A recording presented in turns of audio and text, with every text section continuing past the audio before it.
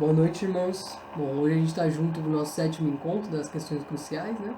Da série de livros. E o tema que a gente encontra hoje é: posso saber se sou salvo? Bom, esse é um tema fundamental para a fé cristã porque direto a gente se pega pensando de: será que eu sou salvo? Será que se realmente acontecer de eu ir embora hoje, será que eu vou estar com o Senhor? Vou estar no céu? Vou para o céu? E muitas vezes a gente não sabe responder essa pergunta. A gente não sabe se sim, se não, se sim por quê, se não por quê.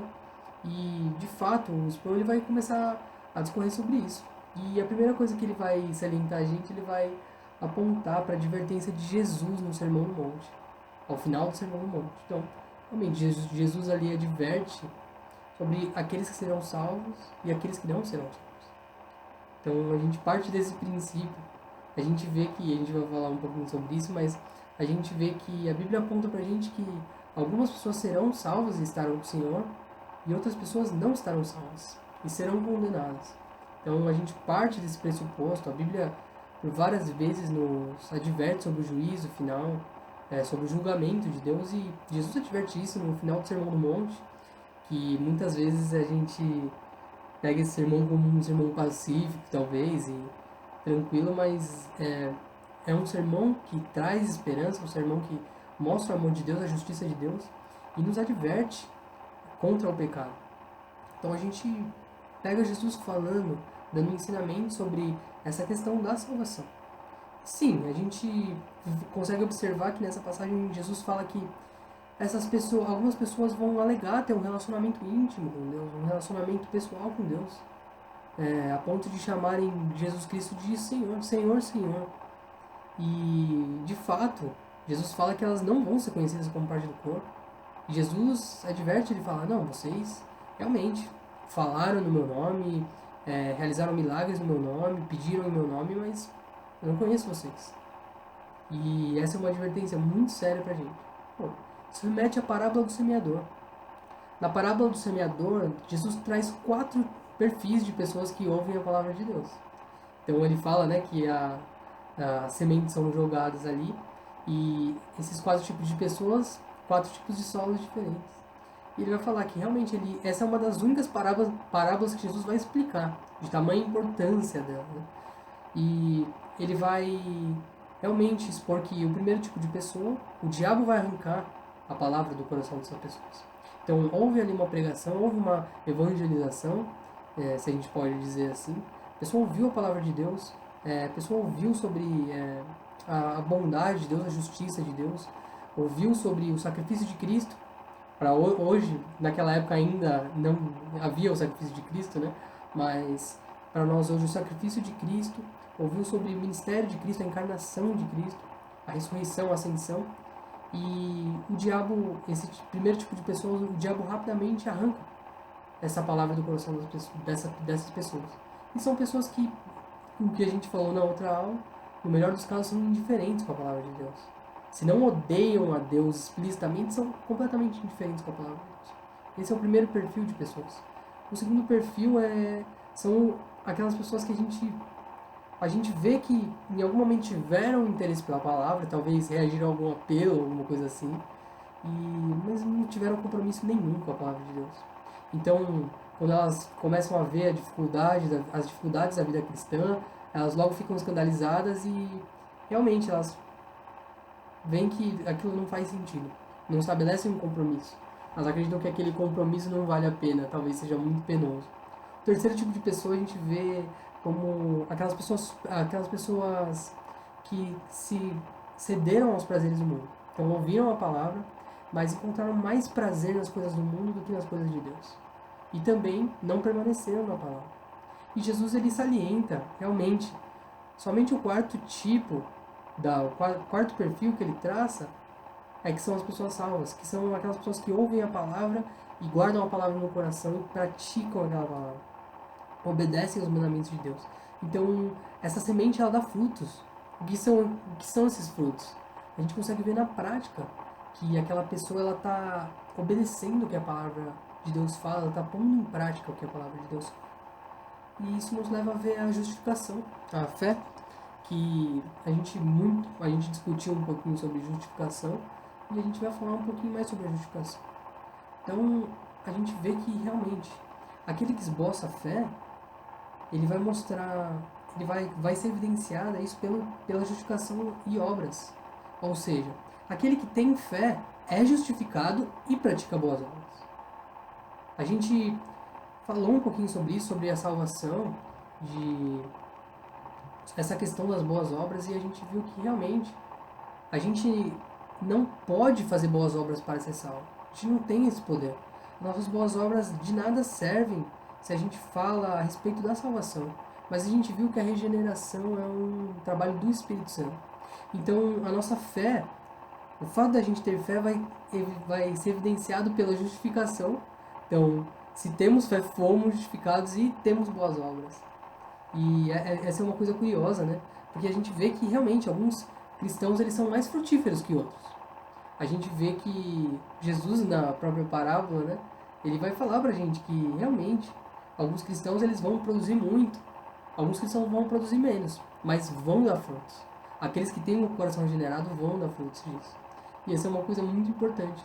E a partir disso, o Sproul ele vai traçar um padrão sobre a salvação, sobre como as pessoas enxergam a salvação, e ele vai estabelecer isso em 4 tipos de pessoas também. Bom, o primeiro tipo de pessoas são as pessoas que são salvas e que sabem disso. Ou seja, elas realmente apresentam um fundamento de certeza. Elas sabem que a palavra de Deus, por elas cumprirem a palavra de Deus e por elas estarem próximas da palavra de Deus e terem uma vida de comunhão com Deus, elas têm a consciência de que elas são salvas. Então elas sim demonstram os bons frutos, praticam os bons frutos, fazem parte do corpo de Cristo e elas têm certeza realmente que elas têm aquela salvação. Ainda que não totalmente, por o nosso coração ser pecaminoso, né? Mas aquelas pessoas elas têm certeza de que elas são salvas, elas são parte do corpo de Cristo, são filhos de Deus. O segundo tipo de pessoas são as pessoas que são salvas e não sabem disso. Tá, como assim? É possível isso acontecer? A gente discutiu sobre regeneração no vídeo passado e a gente viu que realmente a regeneração ela acontece num dado momento. Ela não é uma coisa gradual. Mas a nossa compreensão da regeneração pode ser gradual. Então, muitas vezes a pessoa foi salva, foi regenerada, e ela não tem total consciência disso, e gradualmente ela vai ganhando essa consciência por contato com a palavra de Deus, por contato com os meios de graça, por fazer parte do corpo de Cristo. E essa é uma coisa bonita, porque a gente não pode aplicar a nossa experiência como uma coisa normativa, ou seja, a gente não pode fazer da nossa experiência com Deus uma regra. Então, se eu tive uma experiência estarrecedora de conversão, então se eu tive um encontro magnífico com Deus e eu sei exatamente o dia, a hora da minha conversão, eu não posso aplicar isso para outras pessoas. Sim, elas tiveram um momento que o coração foi regenerado, mas elas, por muitas vezes, têm consciência gradual daquilo. Quando a gente vai na igreja, a gente vê pessoas muito frutíferas, né, que praticam as obras de Cristo e elas não sabem dizer exatamente quando elas converteram, às vezes nem um ano elas sabem dizer, às vezes nem a época da vida delas, mas elas têm um coração voltado a Cristo. Então esse é o segundo tipo de pessoas, são as pessoas que são salvas e não sabem disso. Bom, quanto ao terceiro tipo de pessoas, são pessoas que não são salvas e sabem disso. Bom, essa é uma coisa muito curiosa. O Sproul ele vai contar que ele fez uma viagem, em uma certa ocasião, e ele foi evangelizar um homem, e aquele homem tinha uma fala curiosa para ele. Quando ele falava a respeito de Cristo, de salvação, o homem falou, não, mas eu sei que eu vou para o inferno. Eu tenho consciência de que eu vou para o inferno. E o Sproul achou isso muito curioso, ele ficou assustado disso. Então, esse perfil de pessoas são aquelas pessoas que a gente vê no capítulo 1 de Romanos, que Paulo fala. Que pela própria perversidade do coração delas, pela própria maldade, Deus as entregou para o pecado e realmente. E elas vivem em pecado e elas têm total consciência disso. E elas não querem mudar o estilo de vida delas. Elas realmente são cegos pelos prazeres da carne. Então, são pessoas que, quando indagadas a respeito do paraíso, da salvação de Deus, elas sabem que elas não serão salvas. E é uma coisa realmente muito curioso, né? Um grande exemplo que a gente vê isso são pessoas que viveram a vida toda da forma que quiseram, fizeram as coisas que quiseram, e logo ao fim da vida dessas pessoas elas procuram ministros, procuram pastores, padres, para poderem realmente ver se aquilo tem algum conserto, se a vida tortuosa delas tem um conserto. Essa é uma coisa totalmente errada? De forma nenhuma. É totalmente possível que uma pessoa nos últimos momentos de vida se arrependa dos seus pecados e venha a conhecer a Cristo, né? Tenha um encontro com Cristo. E a gente também deve procurar, né? Levar o Evangelho para as pessoas até seus últimos momentos de vida. Mas a gente consegue ver que essas pessoas reconhecem que realmente elas não são salvas. Se elas estão procurando por, por ajuda, procurando por se confessarem ou procurando por ouvir uma palavra que vá deixar o coração delas mais tranquilo, é porque elas têm a consciência de que elas não são salvas. E esse é o terceiro tipo de pessoa. Bom, o quarto tipo de pessoa são as pessoas que não são salvas e que não sabem disso. Como assim? Tá, vamos entender. São pessoas que elas acreditam que elas estão num estado de graça, então elas acreditam que elas serão salvas, mas ao mesmo tempo elas não tiveram o coração regenerado. É possível que isso aconteça? Sim, porque elas têm uma falsa segurança. E a gente vai ver o que é essa falsa segurança. Então, mais uma vez, são pessoas que elas acham que estão no estado de graça, elas acham que foram agraciadas por Deus com a salvação, mas elas não foram. Então, no que consiste essa falsa segurança dessas pessoas, né? Bom, a gente pode observar essa falsa segurança também em três formas. A primeira forma, que é muito comum, é o universalismo. O que é o universalismo? É a doutrina da Igreja Universal? Não. O universalismo, ele é a doutrina que acredita que todos serão salvos. Ou seja, a doutrina que prega que não há inferno. Não haverá inferno. Ninguém será condenado. As pessoas podem escolher viver uma vida moralmente correta, podem escolher servir a Deus, mas no final das contas Deus é um Deus tão amoroso que ele vai salvar todo mundo. Irmãos, essa doutrina não encontra base nenhuma bíblica. Muito pelo contrário, se a gente for ver os ensinamentos de Jesus vai advertir muito mais as pessoas sobre o inferno do que sobre o reino dos céus. Claro que ele vai trazer a mensagem de Deus, sendo o próprio Deus encarnado, mas ele vai advertir sobre a vida das pessoas. Ele vai pregar uma mensagem de arrependimento de pecado.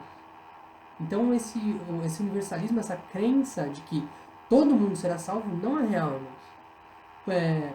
O nosso coração humano se acalma em ouvir coisas desse tipo, né? Que não, ninguém vai sofrer, todos serão salvos, mas, irmãos, não é isso que a Bíblia prega. Isso não é a verdade. Então essa é a primeira falsa segurança que uma pessoa pode ter. Bom, o segundo tipo de uma falsa segurança é o legalismo. Ou seja, para essas pessoas legalistas, as boas obras delas têm influência na salvação delas. Ou seja, isso é muito comum pra gente, né? A gente indaga alguém sobre salvação, sobre céu, e a pessoa vai falar, não, mas eu faço coisas boas, eu sou uma pessoa boa, eu sirvo na caridade, eu dou dinheiro, eu ajudo o que eu preciso, não faço mal a ninguém.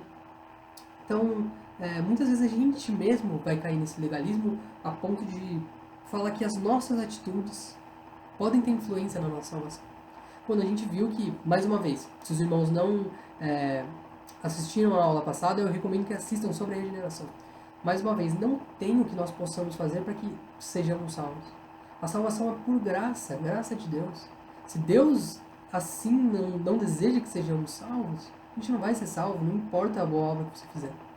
E a gente vê realmente que Deus ele não julga somente o cumprimento da lei. Que foi o que a gente falou também sobre ética, né? No vídeo, se eu não me engano, de número 5. Deus ele não quer que a gente cumpra a lei por cumprir a lei, mas ele olha para a intenção do coração daquela pessoa em cumprir a lei. E realmente isso é muito importante. Um exemplo que a gente vê disso, o jovem rico. O jovem rico que chega para Jesus e ele alega que realmente ele é um cumpridor da lei, que ele realmente se atenta para as escrituras, mas Jesus fala, não, tudo bem. Jesus sabia que aquele homem realmente não cumpria tudo da lei, ninguém o cumpre. Todos somos pecadores. Mas de uma forma ele apontou para o ídolo daquele homem. Ele falou, tá bom, se você cumprir toda a lei, só falta uma coisa para você fazer agora.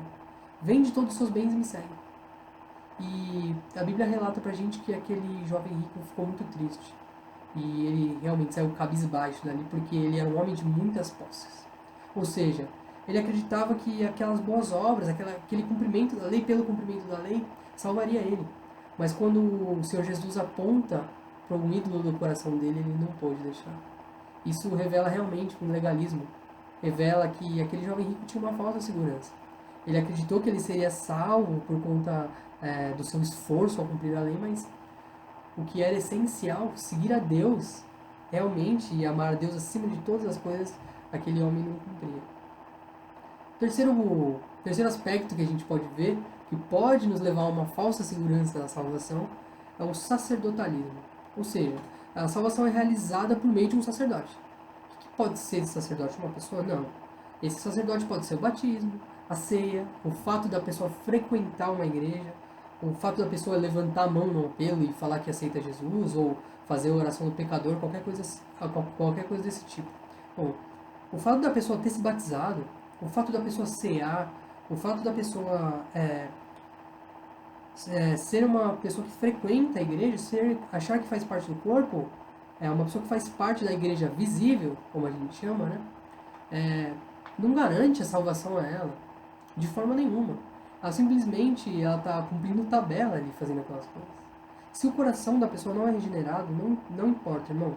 O batismo não vai salvar ela, a ceia não vai salvar ela, frequentar a igreja não vai salvar ela, levantar a mão no apelo falando que aceita Jesus não vai salvar. Isso é um sacerdotalismo, perdão, irmãos.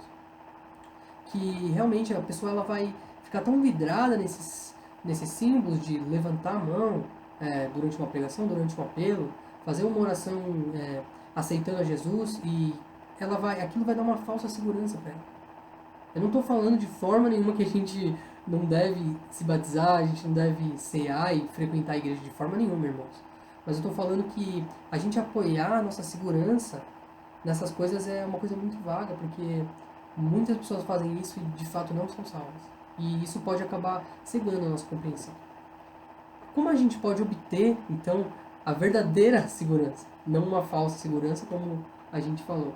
Bom, se a gente observar os versículos 10 e 11 de 2 Pedro capítulo 1, a gente vai ver que realmente a Bíblia nos dá um indício de que a gente deve buscar pela segurança da nossa salvação.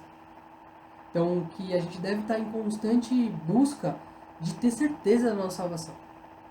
E como que a gente pode fazer isso? Bom, primeira coisa, a gente saber que foi regenerado e realmente que fomos eleitos por Deus nos dá um conforto muito grande. Isso nos dá um conforto muito grande porque a gente tem uma gratidão a Deus e a gente sabe como a gente era anteriormente da nossa conversão, da nossa regeneração, e como os nossos olhos foram abertos e como a gente enxerga as coisas de uma forma diferente. Essa é uma das evidências. Bom, o que mais? Em 2 Timóteo, capítulo 1, versículo 12, a gente vê que realmente a base da nossa segurança está no poder de Cristo. Não está em obras que a gente executa, não está em coisas que as pessoas falam, mas a gente vê que realmente o poder de Cristo é o que nos dá uma segurança para a salvação. E Paulo adverte Timóteo acerca dessas coisas, né? E essas duas passagens eu recomendo que os irmãos leiam, não vou ler por conta do nosso tempo restrito, né? Mas essas passagens elas encorajam a gente a buscar realmente a certeza da nossa salvação. Mais uma vez, os irmãos não assistiram ao vídeo de regeneração, eu recomendo que assistam. Não é muito detalhado, mas a gente conseguiu abordar algumas questões importantes. E realmente, aí a gente passa a nos avaliar. Então, se fomos regenerados, ou seja, se sabemos que nossos olhos foram abertos para o pecado e para a verdade de Cristo, isso nos dá uma segurança. Realmente, a gente vê que a base da nossa segurança está no poder de Cristo e não em nós mesmos, ou qualquer coisa que a gente faça, nos dá uma segurança. E aí o Sproul, ele caminha para o final e ele argumenta, foi o que a gente falou, essa questão do crente carnal, né? Ah, não, sou um crente, mas sou um crente carnal. Irmãos, uma pessoa que é regenerada não é um crente carnal. Esse termo não existe, não deveria existir. Carnal é uma coisa que vai totalmente de contra em contra com esse conceito que a gente fala de regeneração, uma coisa totalmente errada, totalmente avessa. Não existe essa questão de crente carnal. E da mesma forma, se a gente acredita que a gente pode perder a nossa salvação, a gente está afirmando que o Espírito Santo não é suficiente. Por quê? Como a gente discorreu, o Espírito Santo trabalha em nós não somente como consolador, não somente como agente também ativo no processo de santificação, entre outras coisas, mas o Espírito é o selo, ou seja, o Espírito é a garantia de que seremos salvos. O Espírito é a garantia de que somos filhos de Deus. Então a gente falar que, não, eu fui regenerado, mas se eu não tomar cuidado eu vou perder a minha salvação, eu posso perder a minha salvação a qualquer momento. A gente falar isso é a gente falar que o Espírito Santo é insuficiente no trabalho que Deus promete que Ele vai fazer na gente. Mais uma vez, isso é plano de fundo pra gente falar que, não, uma vez que eu fui regenerado, eu vou viver da forma que eu quero, porque só o Espírito é suficiente, de forma alguma, irmãos. Isso pelo contrário, a gente viver do jeito que a gente quer vai evidenciar que não somos regenerados. Então, é uma coisa que é complicada a gente entender, que dá algumas voltas, mas a gente tem que ter isso no coração. E realmente, à medida que a gente se afasta da palavra de Deus, a gente se afasta da segurança de que somos salvos.